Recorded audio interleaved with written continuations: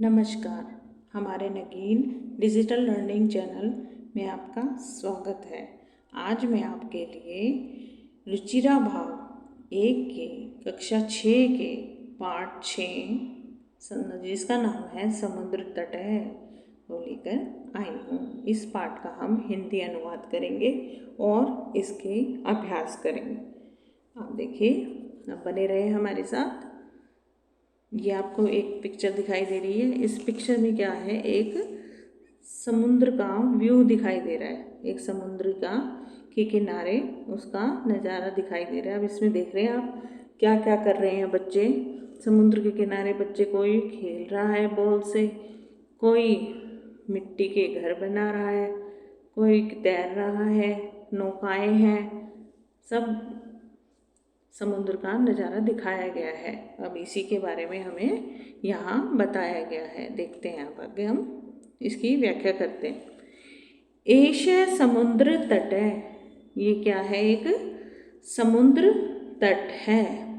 अत्र जनाः पर्यटनाय आगच्छन्ति, अत्र मैंने यहाँ, जनाः लोग, पर्यटनाय घूमने के लिए, आगच्छन्ति आए हैं।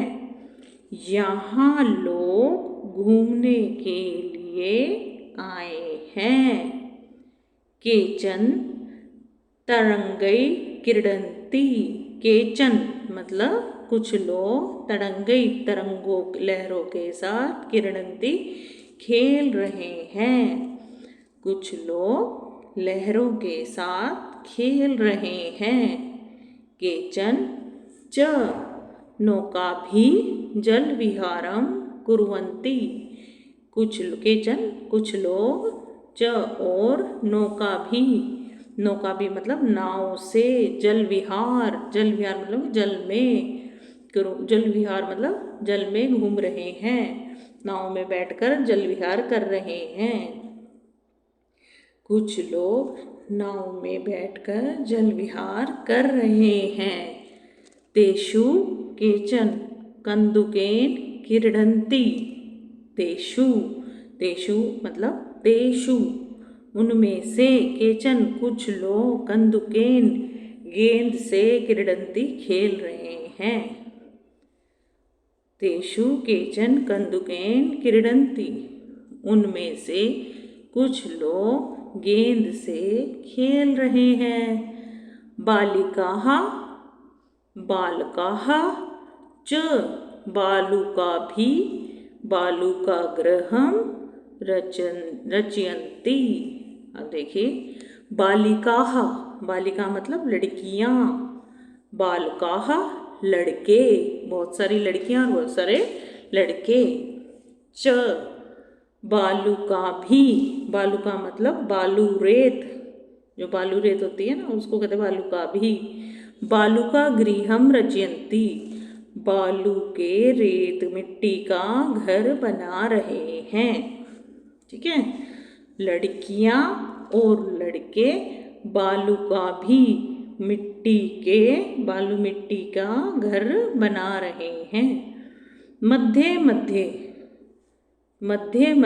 तरंगा बालुका गृहम, मतलब कि मध्य तरंगा बालुका गृहम प्रवाहयन्ति, मध्य बीच में तरंगा लहरें बालुका गृहम बालू मिट्टी के घर में, परिवाहयन्ति घर को बहा ले जाती है। जैसे समुद्र में लहरें उठती हैं, जब लहरें इतनी तेज हो जाती है वो मिट्टी के घर तक को बहा ले जाती हैं। एषा क्रीड़ा प्रचलित एव, ये क्रियाएं मतलब ये खेल चल रहे हैं, वहाँ पर ऐसा खेल चलता ही रहता है। समुद्र तटा न केवलम पर्यटन स्थानानि, समुद्र का जो तट है, समुद्र तट केवल पर्यटन मतलब घूमने फिरने का स्थान ही नहीं है। अत्र यहाँ मत्स्य जीवने अपि सब जीविकाः चालयन्ति, यहाँ मत्स्य जीवना मतलब मछुआरे भी सब जीविका अपना जीवन चालियंती चलाते हैं। यहाँ मछुआरे भी अपना जीवन चलाते हैं, अर्थात मछुआरे मछलियों को पकड़कर अपना जीवन यापन करते हैं। देखिए इसकी हिंदी दी हुई है, मैं एक बार फिर पढ़ देती हूँ।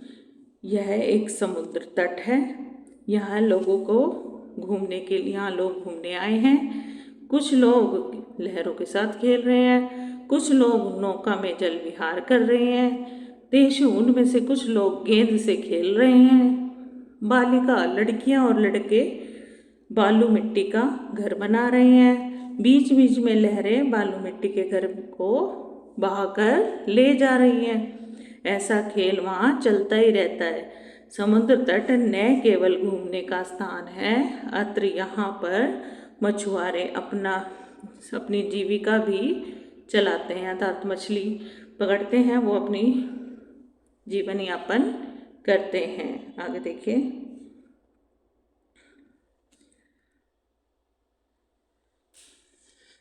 अस्माकं देशे बहवः समुद्रतटाः सन्ति। अस्माकं हमारे देश में बहवः बहुत सारे समुद्र तटा सन्ति, समुद्र तट हैं। एतेषु मुंबई, गोवा, कोच्चि, कन्याकुमारी, विशाखापट्टनम, पुरी तटा अतीव प्रसिद्धा सन्ति। हमारे देश में बहुत सारे समुद्र तट हैं। उनमें से मतलब कि इनमें से मुंबई, गोवा, कोच्चि, कन्याकुमारी, विशाखापट्टनम और पुरी के तट अत्यधिक प्रसिद्ध हैं। गोवा तटे विदेशी पर्यटकेभ्यः समधिकं रोचते। गोवा का तट, जो गोवा का समुद्र का किनारा है, विदेशी पर्यटकों को मतलब जो बाहर फॉरेन से लोग आते हैं उनको समधिक रोचते, बहुत अधिक पसंद आता है, बहुत अधिक अच्छा लगता है। गोवा तट विदेशी पर्यटकों को बहुत अधिक पसंद आता है या बहुत अधिक अच्छा लगता है। विशाखापट्टनम तटे वैदेशिक व्यापाराय प्रसिद्ध है। जो विशाखापट्टनम का तट है जो विदेशी व्यापार के लिए प्रसिद्ध है। तो विशाखापट्टनम तट पर विदेशों से वस्तुओं का आयात निर्यात होता है, वहाँ से व्यापार होता है। बहुत बड़े बड़े समुद्री जहाज वहाँ से यहाँ सामान लाते हैं और ले जाते हैं। कोच्चि तटे नारिकेल फलेभ्यः ज्ञायते। जो कोच्चि का तट है वो नारियल के फलों के लिए जाना जाता है। कोच्चि का तट नारिकेल फल मतलब नारियल के फल के लिए जाना जाता है। कोच्चि के तट पर बहुत भारी मात्रा में नारियल के पेड़ हैं, जहाँ पर नारियल पाया जाता है। मुंबई नगरस्य जुहू तटे सर्वे जनाः स्वैरं विहरन्ति। मुंबई नगर के जुहू के तट पे सभी जनाः लोग सैर जो सुबह की सैर होती है, विहरन्ति सैर अपनी इच्छा अनुसार घूमते हैं। स्वरहं विहरन्ति अपनी इच्छा के अनुसार घूमते हैं। चेन्नई नगरस्य मरीना तटे देशस्य सागरतटेषु दीर्घं। चेन्नई नगर का मरीना तट देशस्य देश का सागर तटेषु दीर्घतम है मतलब सबसे बड़ा। सागर तटेषु समुद्र तटों में सबसे बड़ा है। जो चेन्नई नगर का मेरीन तट है वो देश का सबसे बड़ा समुद्र तट है। देखिए दोबारा, अस्माकं देशे बहवः समुद्र तटा सन्ति। हमारे देश में बहुत सारे समुद्र तट हैं। इनमें मुंबई, गोवा, कोचीन, कन्याकुमारी, विशाखापट्टनम, पुरी तटा अति प्रसिद्धा सन्ति। इनमें मुंबई, गोवा, कोच्चि, कन्याकुमारी, विशाखापट्टनम, पुरी तटा बहुत अधिक प्रसिद्ध है। गोवा तटे विदेशी पर्यटकेभ्यः समधिकं रोचते। गोवा तट विदेशी पर्यटकों को बहुत अधिक पसंद आता है। विशाखापट्टनम तट वैदेशिक व्यापाराय प्रसिद्ध है। जो विशाखापट्टनम तट है वो विदेशी व्यापार के लिए प्रसिद्ध है। कोच्चि तट नारिकेल फलेभ्यः ज्ञायते। जो कोच्चि तट है वो नारियल के फलों के लिए जाना जाता है। मुंबई नगर से जुहू तटे सर्वे जना स्वैरं विहरन्ति। मुंबई तट नगर में जो जुहू तट पर सभी जन अपनी इच्छा के अनुसार घूमते हैं। चेन्नई नगरस्य मेरीना तटः देशस्य सागर तटेषु दीर्घतम। चेन्नई नगर में जो मेरीना तट है उस देश का सबसे बड़ा समुद्र तट है। अब देखिए,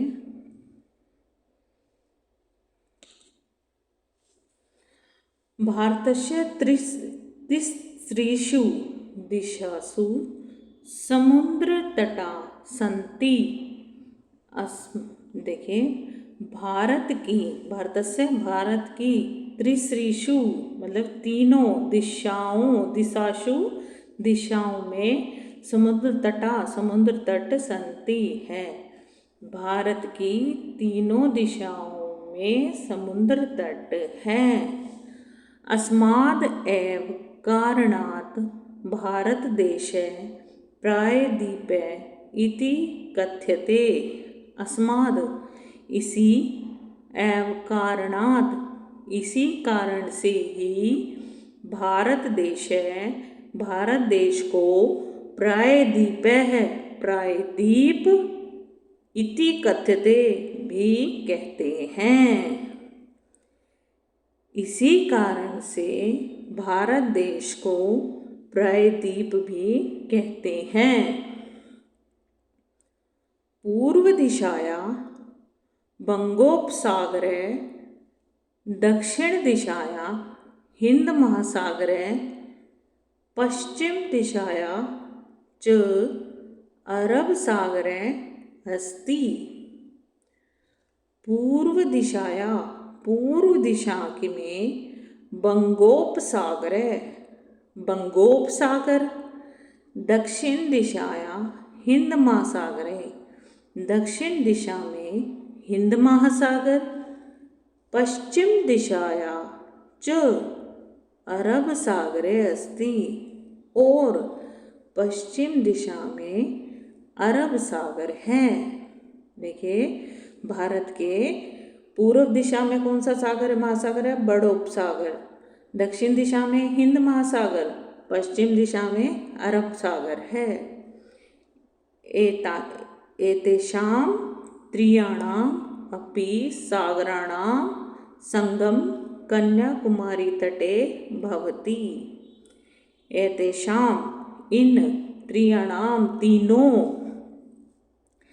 इन तीनों सागरों का संगम भी कन्याकुमारी तटे भवति, कन्याकुमारी के तट पर होता है। मतलब ये तीनों सागर कहाँ आकर मिलते हैं? कन्याकुमारी तट पर।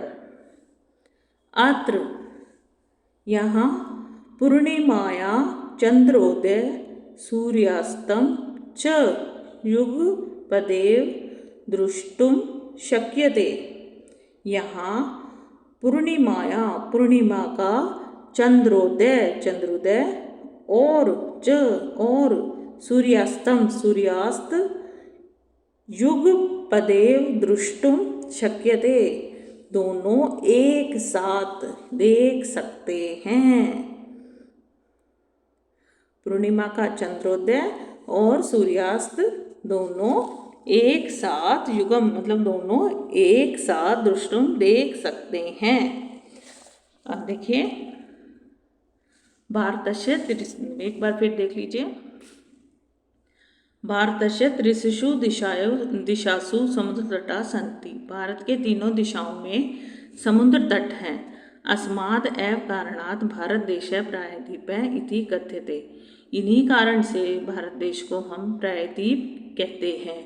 पूर्व दिशाया बंगोपसागर, पूर्व दिशा में बंगोपसागर है, दक्षिण दिशा में हिंद महासागर, पश्चिम दिशा च अरब सागर, पश्चिम दिशा में अरब सागर है।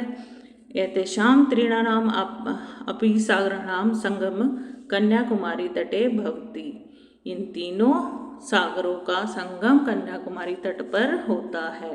अत्र जहाँ पूर्णिमा को चंद्रोदय और सूर्यास्त दोनों एक साथ देख सकते हैं। आगे देखिए, पाठ की हिंदी यहीं समाप्त होती है। अब आगे शब्दार्थ हम इसका अभ्यास करेंगे। अभ्यास में शब्दार्थ देखिए, पाठ से संबंधित शब्दार्थ हैं ये कुछ। समुद्र तटे, समुद्र का किनारा, पर्यटनाय घूमने के लिए, तड़ंगे लहरों से, नौका भी नौकाओं के द्वारा, जल विहारम जल क्रीड़ा, बालू का भी बालुओं से मतलब मिट्टी से, बालू का गृहम बालू का घर, मध्य मध्य बीच में, प्रवाहयंती धो देते हैं या बहा ले जाते हैं, प्रचलती एवं चलती ही रहती है, पर्यटन स्थानानि घूमने की जगह, मत्स्य जीवने मछुआरे, सब जीविकाम अपनी जीविका को, चालयंती चलाते हैं,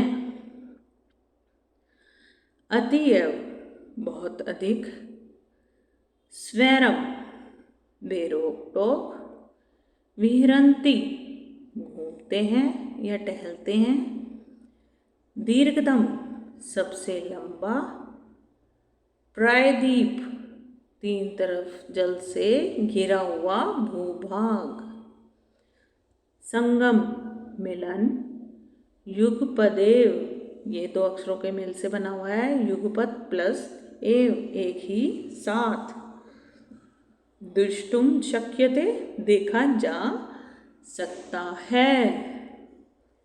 आगे देखिए, अभ्यास करते हैं।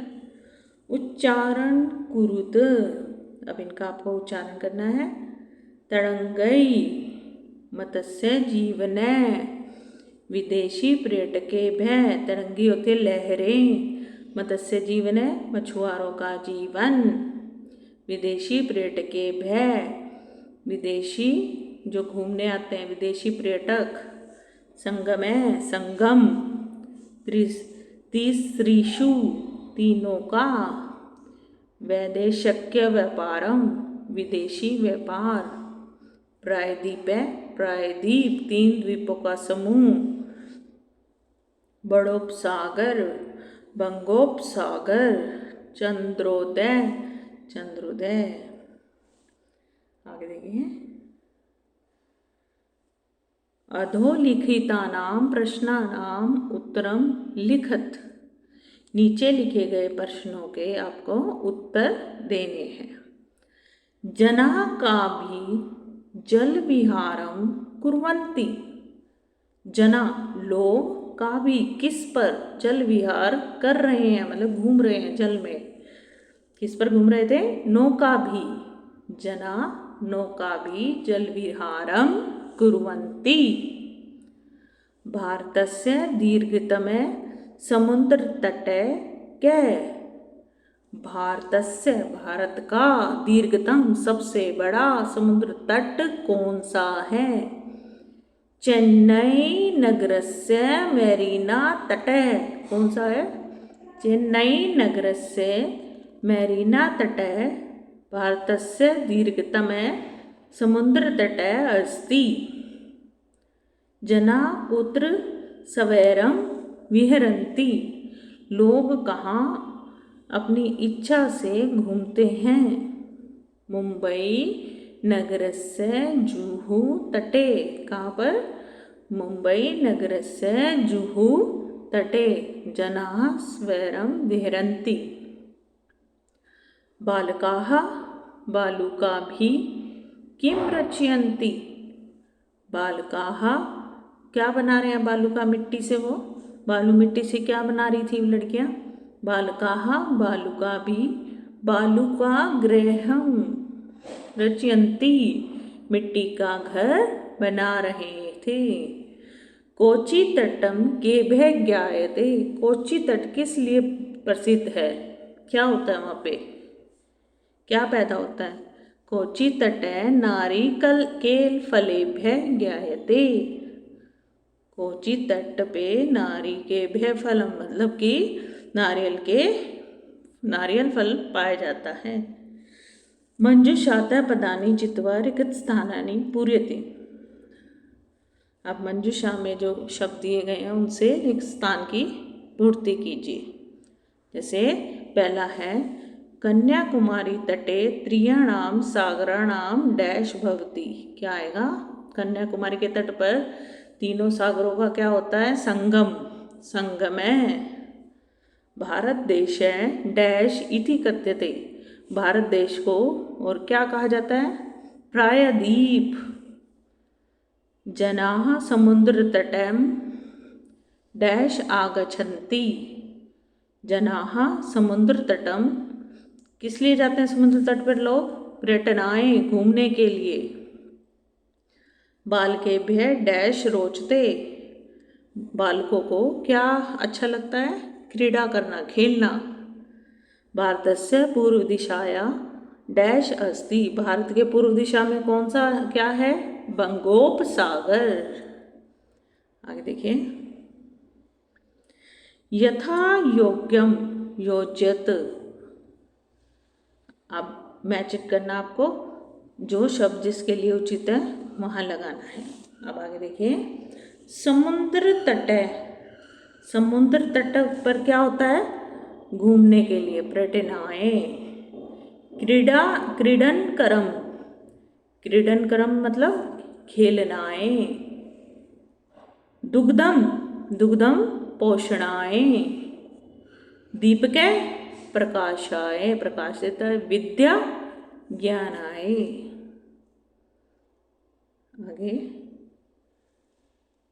आगे देखिए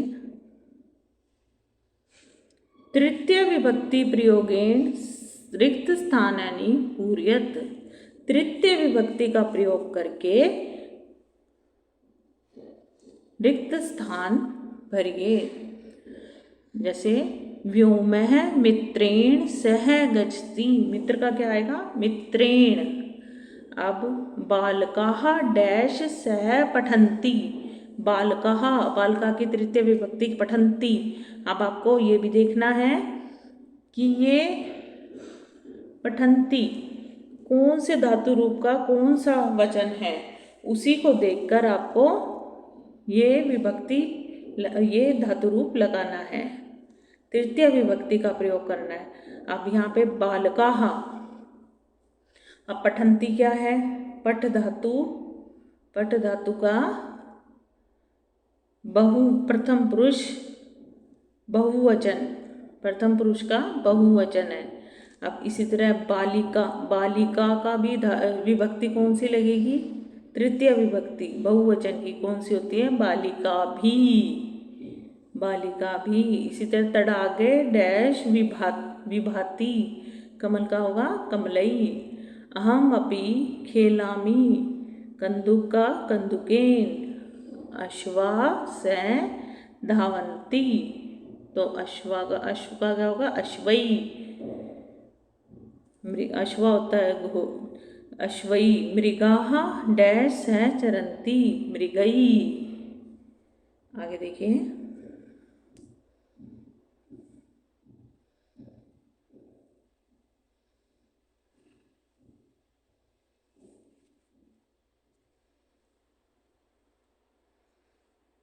ये हम बाद में करेंगे, आगे पहले और देख लीजिए। जैसे ये एक वृत्त बना हुआ है, वृत्त और उसमें कुछ शब्द लिखे हुए हैं। उदाहरण अनुसार कोष्टक गतई शब्दई उचित वाक्यानि रचयत। जो कोष्टक में शब्द दिए गए उनसे उचित वाक्य आपको बनाने हैं। जैसे पहला क्या है, क्रीडति। क्रीडति क्या आएगा, क्रीडति का वाक्य। अब हमें इसको लेना है, जो मेन हमें दिया हुआ है, अधोलिखित वृत्त चित्रम पश्यति उदाहरण अनुसार कोष्टक गते शब्दई उचित वाक्यानि रचयति। अब एक पे है क्रीडति, हमने रहीम को लेना है तो उससे वाक्य बनाना है। तो क्या आ जाएगा, रहीमे मित्रेण सह क्रीडति।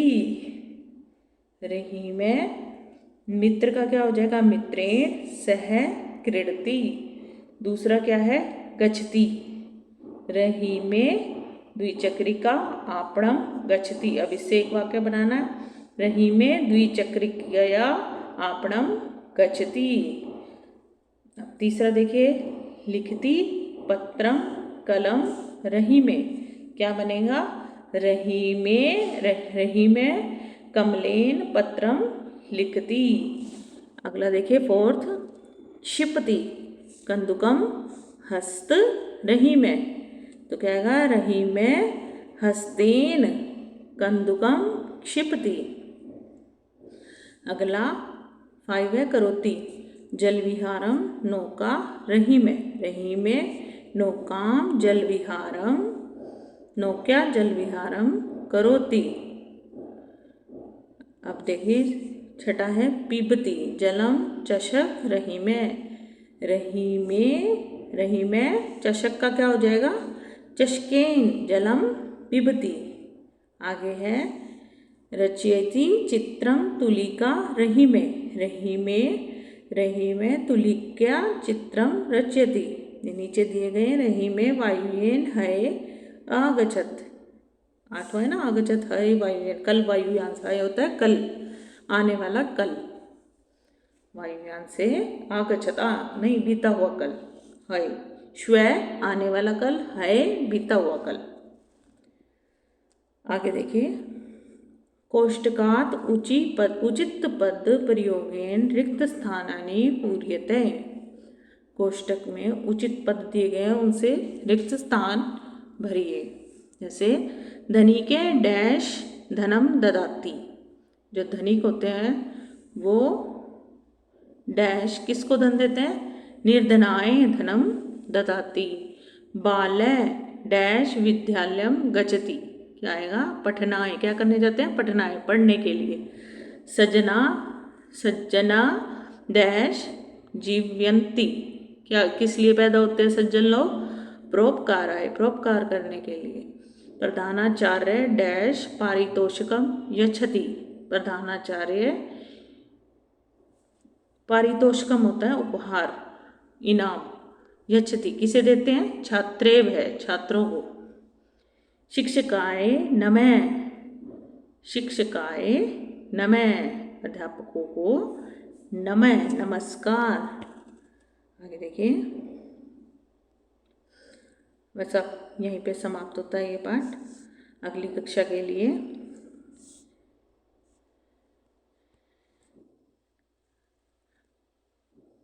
अब हम अगली कक्षा में हमारी अगली कक्षा, ये पाठ यहीं समाप्त होता है। अब अगली कक्षा के लिए आपको वीडियो को शेयर, सब्सक्राइब और लाइक ज़रूर करना है। लाइक कीजिए, शेयर कीजिए और सब्सक्राइब कीजिए। सब्सक्राइब करेंगे तो आपको अगली वीडियो की नोटिफिकेशन आपके पास आ जाएगी, जिससे आपके लिए ईजी हो जाएगा। आप हमारे चैनल को लाइक कीजिए, सब्सक्राइब कीजिए और शेयर ज़रूर कीजिए। धन्यवाद।